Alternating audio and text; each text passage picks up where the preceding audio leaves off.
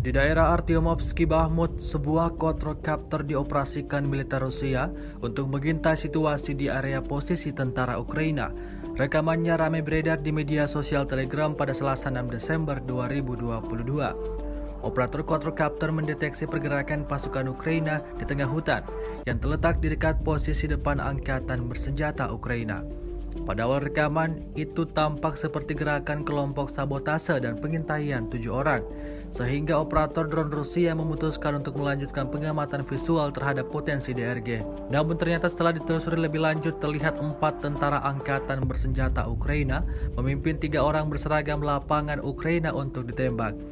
Parit yang ditinggalkan dipilih sebagai tempat eksekusi, namun tidak ditembakkan di dalam parit, melainkan di permukaan. Sejak pembelaan Sloviansk pada akhir Mei 2014 lalu, untuk pertama kalinya, pasukan Rusia menerima intelijen bahwa Nazi dari sektor kanan menembak 8 artileri Ukraina yang menolak menyerang kota.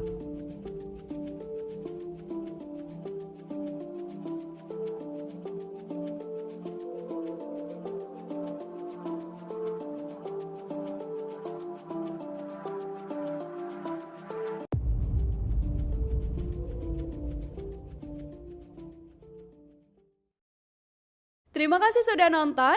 Jangan lupa like, subscribe, dan share ya.